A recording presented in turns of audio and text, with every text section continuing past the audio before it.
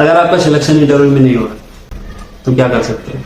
अगर आप एक्सप्लेन नहीं कर सकते, एक कंपनी के रिक्रूटर ऑफिसर को, एक कंपनी के हायरिंग ऑफिसर को आप एक्सप्लेन नहीं कर पा रहे हो, आप जा रहे हो, आप घबरा जा रहे हो, आप डर जा रहे हो, आप एक्सप्लेन नहीं कर पा रहे हो कि मुझे क्या आता है, मुझे मेरे अंदर क्या एबिलिटी है, तो यह वीडियो आपके लिए है। और आपको भी इस तरह से फॉलो करना है और आपको भी एक वीडियो बना के लोगों को फॉरवर्ड करना है, आपके जो एजेंट है, ऑफिस है, उनको फॉरवर्ड करना है और अपनी एबिलिटी को एक्सप्रेस करने का बताना है।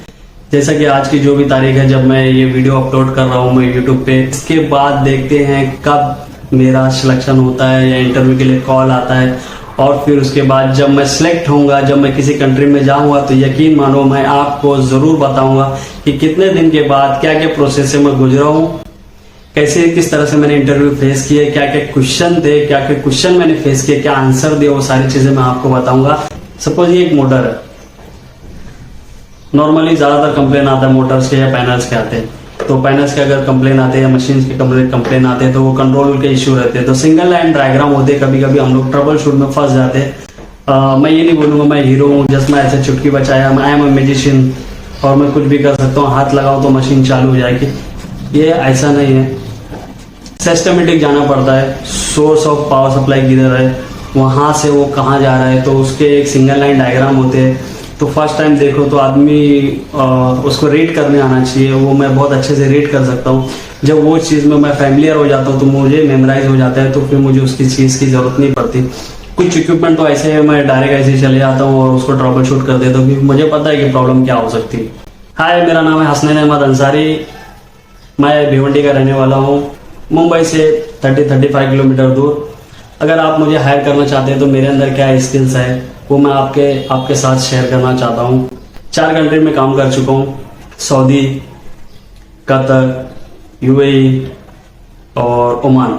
सो लास्ट जो विजिट मेरा था वो ओमान में था, 2 साल मैंने ओमान में काम किया है और हर कंट्री में ऑलमोस्ट मेरा अच्छा एक्सपीरियंस रहा है। लेकिन 2 कंट्री ऐसी थी जहाँ पे मेरा काफ़ी अच्छा एक्सपीरियंस रहा है, जहाँ से मैंने बहुत कुछ सीखा है और जो मेरे खुद के जो स्किल्स थे, जो मेरे एक्सपीरियंस थे, मैंने भी वहाँ पे सर्व किया है। जितना हो सका है मैंने अपना कंट्रीब्यूट दिया है, कंपनी को बेनिफिट दिया है और वही बेनिफिट मैं अगर आप मुझे हायर करते तो मैं आपको दे सकता हूँ।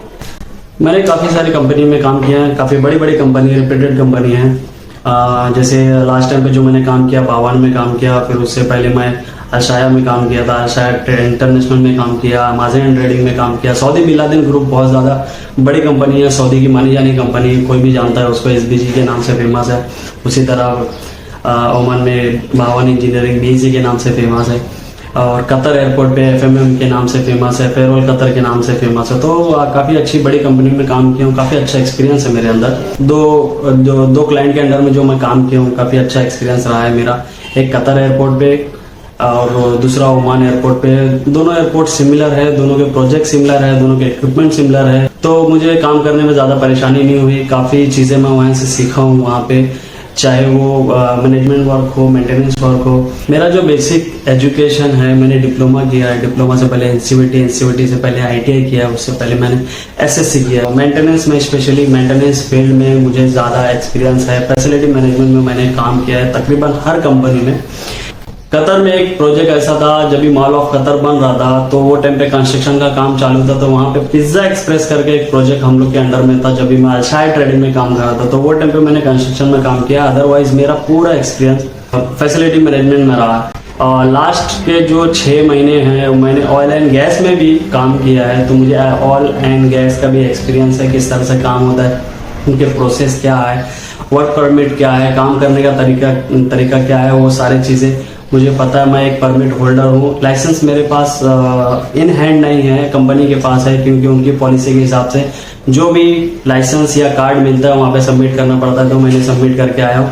ये एक प्रूफ है जब मेरा आईडी बना था या ईमेल आईडी बना था, तो स्क्रीन पे देख सकते हो ये मेरी ईमेल आईडी है। एज ए इलेक्ट्रिकल सुपरवाइजर मैंने वहाँ पे काम किया है। तो जहाँ पे मैं काम किया हूँ ऑयल एंड गैस में, वो कंपनी का नाम था ओक्यू, ओमान की गवर्नमेंट कंपनी है ऑयल एंड गैस की, जहाँ पे एलपीजी प्रोड्यूस होता है। अगर स्किल्स की बात करें तो मेरे अंदर as a team leader, as a supervisor, मेरा काम है कि मैं कॉस्ट को किस तरह से कंट्रोल करूं। मेरा काम है कि काम को किस तरह से स्मूथ ऑपरेट करूं। मेरा काम ये है कि मटेरियल को किस तरह से ऑर्डर करना है, टेक्नीशियन को किस तरह से हैंडल करना है, जो कॉल्स आते हैं, जो कॉल्स रहते हैं उनको अटेंड करना है, क्लाइंट की तरफ से जितने भी ईमेल्स आते हैं उनको रिप्लाई देना, हर चीज़ को मैनेज करना, सुपरवाइज करना, सेफ्टी रिलेटेड इशू कुछ होते हैं तो मैनेजर से डिस्कस करना। और सबसे जो इम्पोर्टेंट जॉब रोल हम लोग का होता है, जो प्रिवेंटिव मेंटेनेंस होता है, करेक्टिव मेंटेनेंस होता है, ब्रेकडाउन होता है, इनमें बहुत ज़्यादा इन्वॉल्वमेंट होता है। तो जब प्रिवेंटिव मेंटेनेंस करते हैं तो उनके जो टास्क लिस्ट होती है, चेकलिस्ट जो होते हैं, वो हम लोग को देखना रहता है, one by one her machine का, हर पैनल का चेक करना रहता है। वो हमारी फर्स्ट प्रायोरिटी रहती है। बेसिकली पीबीएम में होता क्या, उसमें मोटर चेक करना रहता है, कंट्रोल पैनल चेक करना रहता है, जो उनके कॉन्टेक्टर्स होते हैं, ब्रेकर्स होते हैं जो जल जाते हैं, कहीं पे मॉइस्चर आ गया है या स्पार्क की आ गया है या ओवरहीट की वजह से केबल बर्न हो जाते हैं, जल जाते हैं, तो उन सब चीज़ों को रिपेयर किया जाता है। बहुत सारे धूल डस्ट होते हैं उनको रिमूव किया जाता है, उनको साफ किया जाता है। लोड चेक किया जाता है कि आर फेस पे कितना लोड है, वाई फेस पे कितना लोड है, बी फेस पे कितना लोड है। अगर फेस में अनबैलेंस हुआ, सपोज आर पे लोड 30 एम्पियर दिखा रहा है और बाकी के जो दो फेस है उसमें एक में 15 एक में 20 दिखा रहा था, उसको बैलेंस किया जाता है कि वह आर फेस जो है जिसके अंदर 30 एम्पियर दिखा रहा है वो क्यों ज्यादा है, वो कहाँ पे लोड है। तो उस चीज को हम लोग डिवाइड करते हैं और बैलेंस करते हैं। जो बचा कुछ लोड है, अगर वाई फेस पे कम लोड है तो आर फेस का लोड थोड़ा सा शिफ्ट करके वाई फेस पे डाल देते हैं, जिसकी वजह से लोड बैलेंस हो जाता है। तो जो बर्निंग के चांसेस होते हैं, जो ओवरहीट के चांसेस होते हैं वो कम हो जाते हैं। जो पैनल्स होते हैं, पैनल्स में वोल्टेज मैटर करता है, वोल्टेज चेक किया जाता है, कितना वोल्टेज हर फेस में दिखा रहा है, एम्पियर कितना दिखा रहा है, एम्पियर का लोड बैलेंसिंग बता दिया, आर्क पॉइंट चेक किया जाता है। फिर जो कंडक्टर्स होते हैं, जो ब्रेकर्स होते हैं, जो स्मॉल पॉइंट होते हैं, टर्मिनल पॉइंट्स होते हैं, वो चेक किया जाता है, उसका रूट चेक किया जाता है, सब क्लीन है कि नहीं, नीट एंड क्लीन होना चाहिए। तो बेसिकली इंडिकेटर हो गया, फ्यूज हो गया, कंट्रोल पैनल का पूरा बॉडी स्ट्रक्चर हो गया, उसके पेंट हो गए, रस्टेड है कि नहीं वो हो गया। और अगर मैं इक्विपमेंट में आऊँ, सपोज अगर कोई दो टेक्नीशियन, मेरे किचन इक्विपमेंट टेक्नीशियन अगर कोई प्रिवेंटिव मेंटेनेंस के लिए जा रहे हैं, तो हर इक्विपमेंट का अलग अलग चेकलिस्ट होता है।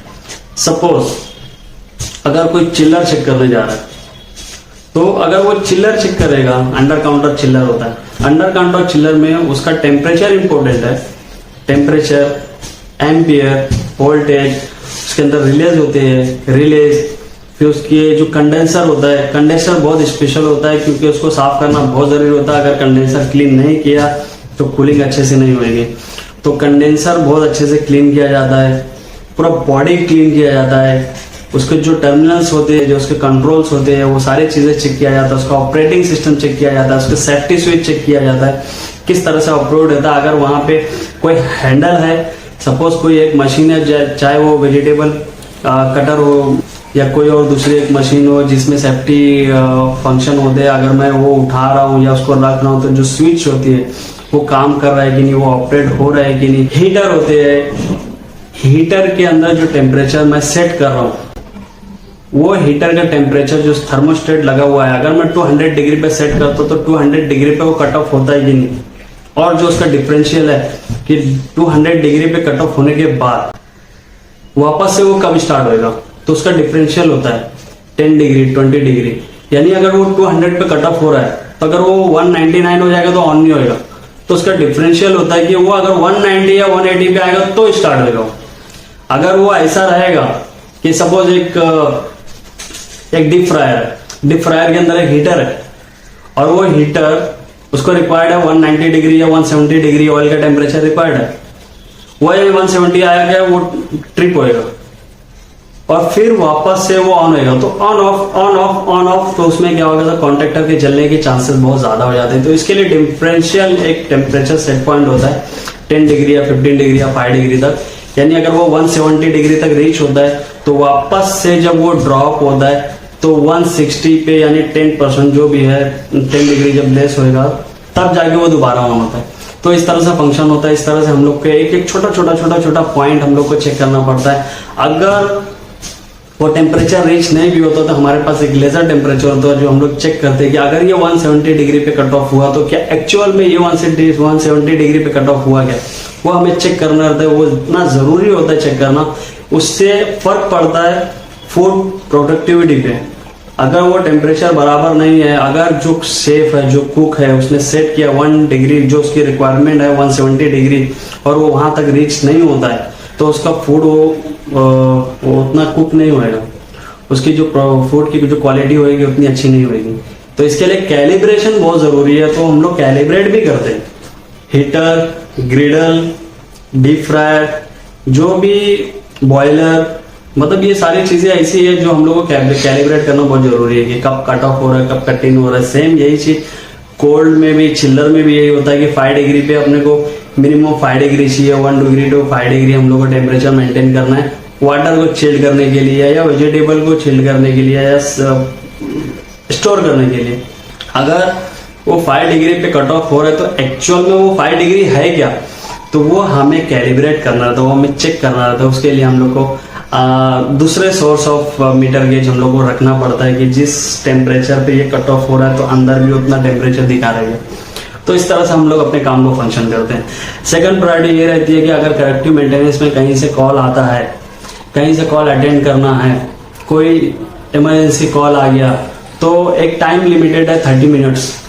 अगर विद इन द बिल्डिंग है हम लोग तो 30 मिनट्स के अंदर वो कॉल अटेंड करना है। अगर आउटसाइड बिल्डिंग है, अगर हम लोग किसी एक पर्टिकुलर बिल्डिंग में है और किसी दूसरी बिल्डिंग से काम आया और हम लोग बिजी है किसी काम को लेके, तो हमारे पास 2 घंटे का टाइम रहता है। वो 2 घंटे के अंदर कॉल अटेंड करना है, रिप्लाई करना है कि सॉल्व होएगा कि नहीं होएगा कि या हो गया।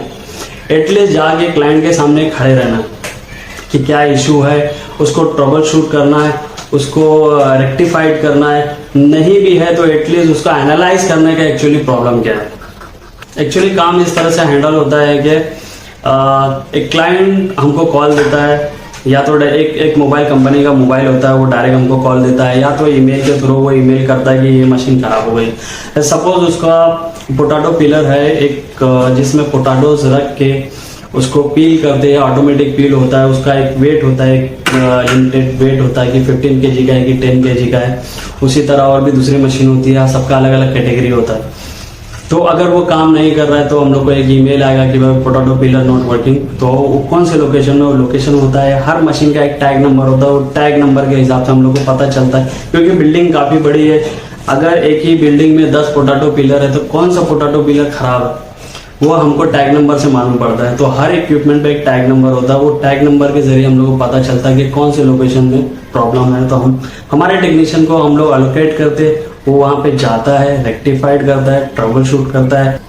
किचन इक्विपमेंट का ज्यादा इंपॉर्टेंट रोल था मेरे लिए, क्योंकि कतर एयरपोर्ट में कैटरिंग फैसिलिटी में भी किचन इक्विपमेंट सबसे ज्यादा है और ओमान एयरपोर्ट पे भी किचन इक्विपमेंट सबसे ज्यादा है। उसके अलावा जो इलेक्ट्रिकल पैनल है, लाइटिंग है, सॉकेट्स है, जो ऑफिसेस के जो डेस्कटॉप रहते हैं, डेस्कटॉप के अंदर में जो भी पावर सप्लाई रहते हैं वो, फिर उसके बाद जो मशीनरीज आइटम रहते हैं वो उनको रिपेयर करना, उनको रेक्टिफाइड करना, उनको ट्रबल शूट करना। कुछ पार्ट्स खराब हो गया तो पार्ट्स रिप्लेस करना। पैनल में जो ब्रेकर्स होते हैं, जो कॉन्टेक्टर्स होते हैं, कभी कभी जल जाते हैं तो उनको रिप्लेसमेंट करना। तो रिप्लेसमेंट ऐसा डायरेक्ट नहीं हो जाता, अगर हमारे पास स्पेयर पार्ट एक्स्ट्रा है तो लग जाता है, नहीं है तो हम लोग को कोटेशन डालना पड़ता है, रिक्वेस्ट डालना पड़ता है कि स्टोर में वो आइटम अवेलेबल है कि नहीं, वो पार्ट्स अवेलेबल है कि नहीं। अगर नहीं है, वैसे तो चांस नहीं है, क्योंकि वो एक सेटअप होता है, एक सिस्टम होता है कि हमारे पास स्टॉक में कितने मटेरियल हैं, उसकी एक लिस्ट होती है। फिर उस मटेरियल के हिसाब से हम लोग को काम कराना रहता है। कोई मटेरियल अगर हमारी लिस्ट में कम है, किसी की क्वांटिटी कम हो गई है, सपोज अगर मेरे पास कॉन्ट्रेक्टर 20 एम्पियर के या 15 एम्पियर के सिर्फ 2 या 5 बचे हुए हैं और जो रेगुलर यूज हो रहे हैं, फ्रिक्वेंट यूज होते हैं, जिसको बोलते हैं कंज्यूमेबल आइटम, तो वो हम लोग हर महीने, हर 3 महीने पे उसका एक अलग से RQ रिक्वेस्ट बनता है। रोस्टर बनाना हमारी जिम्मेदारी है, एज ए सुपरवाइजर हम लोग को मेंटेन करना रहता है। ओवर टाइम शीट रेडी करना एज ए सुपरवाइजर हम लोग को रेडी करना रहता है। पार्ट्स रिक्वेस्ट करना, मैनेजर को रिपोर्ट करना, कुछ इंसिडेंट हो गया है तो उसका सेफ्टी रिपोर्ट रेडी करना, वो सारा हमारे अंडर में आता है, वो हम लोग करके देते हैं। मेरे अंदर रिस्पॉन्सिबिलिटी है, काबिलियत है, टैलेंट है मैं दोनों चीज को फोकस करता हूँ। मेरे अंदर स्मार्ट वर्क भी है, हार्ड वर्क भी है। ऐसा नहीं है कि सिर्फ हार्ड वर्क पे फोकस करता हूँ कि मैं बहुत हार्ड वर्क हूँ, ऐसा नहीं है। हार्ड वर्क स्मार्ट वर्क दोनों कंबाइन होना चाहिए। सिर्फ हार्ड वर्क से काम नहीं चलेगा, सिर्फ स्मार्ट वर्क से काम नहीं चलेगा। तो हम लोग जो यूज करते हैं, हमारे जो हम लोग जो अपना स्किल्स यूज करते हैं, वो हार्ड वर्क और स्मार्ट वर्क दोनों को कंबाइन करके चलते हैं। मेरे अंदर कम्युनिकेशन स्किल्स बहुत अच्छी है। मैं लिटिल बिट अरबिक स्पीक कर सकता हूँ। सपोज कोई क्लाइंट है जो सिर्फ अरबी बोलता है, तो उससे किस तरह से डील करना है वो भी मैं थोड़ा बहुत मेरा कम्युनिकेशन उतना अच्छा है कि मैं उसको डील कर सकता हूँ, मैं उससे बात कर सकता हूँ। तो एक कम्युनिकेशन स्किल्स मेरे अंदर बहुत अच्छा है। दूसरा, मैं as a good team leader हूँ। मुझे बहुत अच्छे से समझता है कि टेक्नीशियन को किस तरह से हैंडल करना है। तीसरा, काम को मैं बहुत अच्छा समझता हूँ कि किसी मशीन में या किसी ऑफिस में या किसी पैनल्स में अगर कुछ कंप्लेंट्स है तो उसको ट्रबल शूट किस तरह से किया जाए, वो मेरे अंदर बहुत अच्छी अंडरस्टैंडिंग है। ये सारे मेरे अंदर स्किल्स हैं। और रही बात रिपेयरिंग और मेंटेनेंस की, इसमें मैं एक्सपर्ट हूँ। चाहे वो प्रिवेंटिव मेंटेनेंस हो, चाहे वो करेक्टिव मेंटेनेंस हो, चाहे वो ब्रेकडाउन हो, इस चीज में मैं एक्सपर्ट हूँ।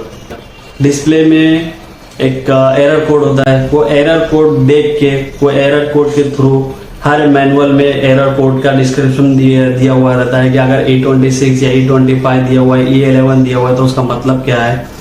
उससे हम लोग को एक मैसेज मिल जाता है कि हाँ भाई ये सेंसर खराब है, हीटर खराब है। तो वो हिसाब से हम लोग डायरेक्ट उसी चीज पे कांटेक्ट करते हैं जो खराब है। तो ओवरऑल स्टार्ट अगर मुझे यहाँ से करना है फर्स्ट स्टेप से, तो जो एरर कोड आ रहा है वो एरर कोड देख के मुझे ये समझ में आ जाता है कि इसका इश्यू सेंसर का, तो मैं डायरेक्ट जाके सेंसर चेक करूंगा और सेंसर को चेंज कर दूंगा। प्रॉब्लम सॉल्व हो जाती है। जो काम 3-4 घंटे में होना चाहिए, आधे घंटे में हो जाता है। तो ये था मेरा एक्सपीरियंस। जो भी मेरा एक्सपीरियंस था मैंने आपको बता दिया हूँ। मैं कहाँ काम किया हूँ, किस कंपनी में काम किया हूँ, कौन कौन सी कंपनी में काम किया हूँ, कौन सी कंट्री में काम कर चुका हूँ। अब वो आपके ऊपर है, आप क्या डिसाइड करते हैं। बाकी उन लोग के लिए भी है ये चीज, उन लोग के लिए भी है जो लोग रिजेक्ट होते हैं। अगर आपका सिलेक्शन इंटरव्यू में नहीं हो रहा तो क्या कर सकते हैं।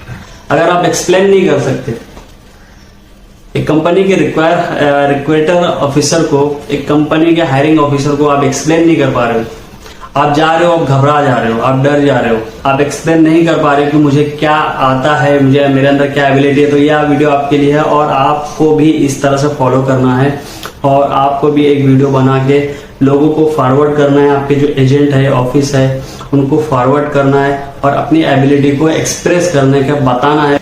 जैसा कि आज की जो भी तारीख है जब मैं ये वीडियो अपलोड कर रहा हूँ मैं यूट्यूब पे, इसके बाद देखते हैं कब मेरा सिलेक्शन होता है या इंटरव्यू के लिए कॉल आता है। और फिर उसके बाद जब मैं सिलेक्ट होऊंगा, जब मैं किसी कंट्री में जाऊंगा, तो यकीन मानो मैं आपको जरूर बताऊंगा कि कितने दिन के बाद क्या क्या प्रोसेस से मैं गुजरा हूँ, कैसे किस तरह से मैंने इंटरव्यू फेस किए, क्या क्या क्वेश्चन थे, क्या क्या क्वेश्चन मैंने फेस किए, क्या आंसर दिए, वो सारी चीजें मैं आपको बताऊंगा। तब तक के लिए बाय।